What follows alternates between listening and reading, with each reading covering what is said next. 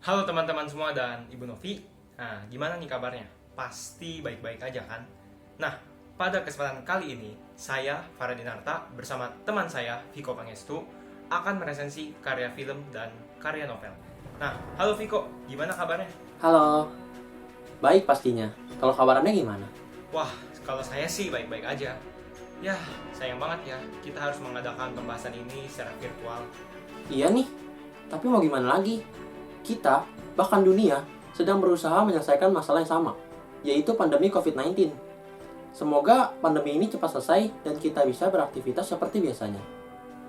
Amin. Nah, semoga kita semua yang ada di sini selalu bisa untuk taat terhadap aturan pemerintah supaya pandemi ini cepat selesai. Nah, tanpa berlama-lama lagi, langsung aja kita masuk ke materi inti yang ingin kita bahas. Oke, jadi hari ini saya akan membahas novel Sang Pemimpi. Kalau Anda? Wah, kalau saya hari ini akan meresensi karya film yang sedikit berbeda dari karya film lainnya. Memangnya film seperti apa tuh? Nah, jadi film tersebut adalah anime Naruto Boruto The Movie, yang merupakan movie atau film pertama dari serial Boruto. Nah, film ini menceritakan tentang karakter serial anime Naruto beserta dengan karakter baru yaitu anaknya Boruto. Nah, mungkin beberapa di antara kalian ada yang sangat menyukai serial Naruto alias fans Naruto. Nah, jadi bagi kalian yang ingin tahu tentang gambaran dari kisah Naruto, saya sangat merekomendasikan film ini untuk kalian tonton. Wow, menarik. Sepertinya teman-teman sudah mulai penasaran dengan film yang akan Anda resensikan nih. Wah, emangnya iya tuh? Ya udah deh, langsung aja ya. Nah, jadi film Naruto Boruto The Movie ini adalah sebuah film karya Masashi Kishimoto. Beliau adalah pengarang manga Naruto dari awal hingga akhir. Nah, film berdurasi 1 jam 45 menit ini disutradarai oleh Hiroyuki Namashita, salah satu animator terkenal di Jepang. Nah, jalan cerita dalam film ini terkait dengan episode-episode pada serial Naruto yang sebelumnya. Nah, selain itu, film ini juga memiliki genre action, petualangan, serta terdapat sedikit unsur komedi di dalamnya. Jadi, dalam kata lain, Boruto ini adalah lanjutan dari serial Naruto ya? Yap, tepat sekali. Oh gitu. Berarti Boruto adalah generasi kedua dari Naruto. Kenapa Anda menjadikan film ini sebagai bahan resensi? Alasan saya cukup simpel, yaitu karena film Boruto ini membawakan nuansa pada kisah Naruto yang pernah populer, tetapi dalam wujud yang baru. Nah, selain itu, film Boruto ini juga mengandung unsur kekeluargaan yang sangat kuat, yang menurut saya merupakan daya tarik tersendiri. Wah, bakalan keren nih ceritanya. Saya jadi penasaran. Langsung aja deh ceritain. Oke, jadi film ini menceritakan tentang bagaimana hubungan antara Naruto dengan Boruto. Nah, dalam kisah, diceritakan bahwa Naruto adalah sosok pemimpin desa yang sangat sibuk dengan pekerjaan yang dimilikinya. Sampai-sampai ia tidak bisa meluangkan waktu sedikit pun saja untuk keluarganya. Nah, Boruto sebagai anaknya ini sangat membenci hal ini, bahkan sampai membenci ayahnya sendiri. Tetapi walaupun begitu sebenarnya, Naruto sangat peduli terhadap keluarganya, termasuk Boruto. Nah, suatu ketika, sebuah insiden terjadi yang dimana sekelompok dewa datang untuk menculik Naruto dan menyerap kekuatan yang ada dalam diri Naruto. Nah, insiden ini merupakan titik putar yang mengubah mindset Boruto terhadap Naruto. Wah, keren banget. Dari mendengar ceritanya aja, saya sudah bisa merasakan emosi dan suasana yang akan didapat kalau kita menonton film tersebut. Yap, film ini memang sangat dramatis. Konflik antara Naruto dan Boruto inilah yang menjadi kunci permainan emosi dalam diri penonton. Nah, konon katanya, unsur kekeluargaan yang ditonjolkan dalam film ini terinspirasi dari kisah hidup Masashi Kishimoto, sang pengarang. Nah, tadi kan saya sudah menceritakan tentang film pilihan saya. Nah, sekarang giliran Viko untuk menceritakan tentang karya pilihannya. Tadi kalau nggak salah, judulnya apa ya? Yap, benar sekali. Sang Pemimpi. Mengapa Anda memilih novel tersebut? Alasan saya memilih novel tersebut adalah karena novel ini sangat menginspirasi. Novel ini mengajarkan bahwa semangat hidup harus tetap ada walaupun tubuh dan kondisi tidak memungkinkan kita untuk bertahan. Wah, bakalan keren nih. Tanpa berlama-lama, boleh dong diceritain kepada kita semua tentang novel Sang Pemimpi ini? Oke, jadi Sang Pemimpi ini adalah buku kedua dari tetralogi Laskar Pelangi. Buku ini diterbitkan oleh Bentang Pustaka pada tahun 2011. Buku ini menceritakan kisah persahabatan yang berjuang mendapatkan pendidikan yang layak. Setiap orang berhak bermimpi dan memiliki cita-cita setinggi langit. Hal itu dibuktikan pada kisah nyata sang penulis yang dituangkan dalam novel Sang Pemimpi.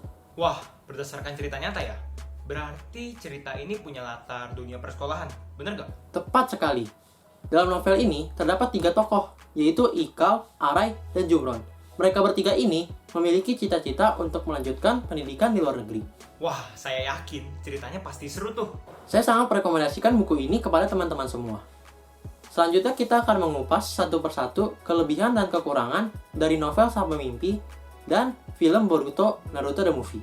Siapa nih yang duluan? Kalau saya duluan gimana nih? Oh, boleh dong.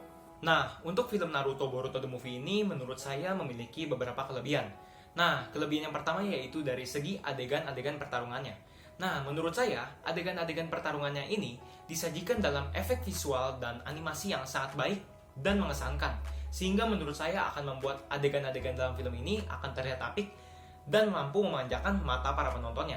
Lalu yang kedua, kelebihan yang kedua yaitu fondasi utama dari film ini untuk menurut saya sendiri, yaitu pada sisi kekeluargaan yang ditonjolkan dalam film ini.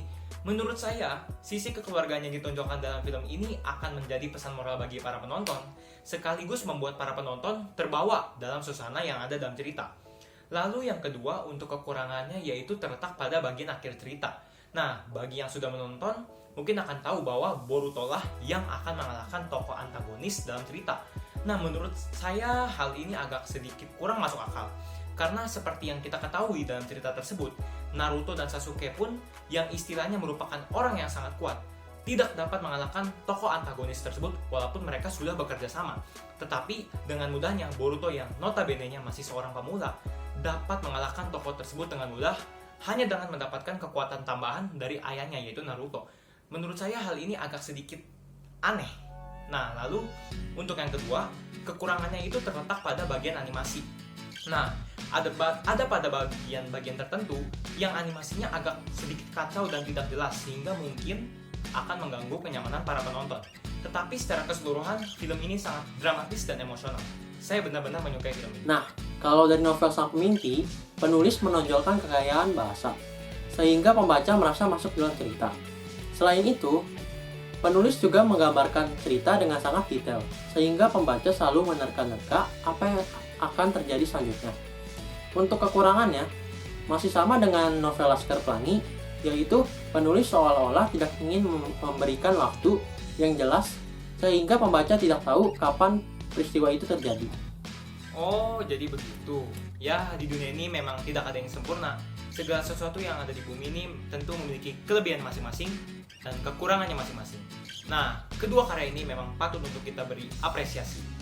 Nah, sekarang kita akan membahas unsur kebahasaannya. Kali ini saya duluan ya. Oke, siap. Karena novel Sang Pemimpi ditulis dengan gaya realis bertabur metafora, terdapat banyak metafora dalam novel ini. Seperti contohnya adalah cermin guru teladan yang bermakna contoh guru yang teladan. Selanjutnya ada berliannya budaya yang berarti inti dalam keindahan budaya. Dan juga terdapat mengiriskan hati yang artinya membuat hati menjadi sakit. Pada kalimat-kalimat novel ini terdapat banyak kalimat seperti kalimat majemuk setara dan kalimat majemuk bertingkat.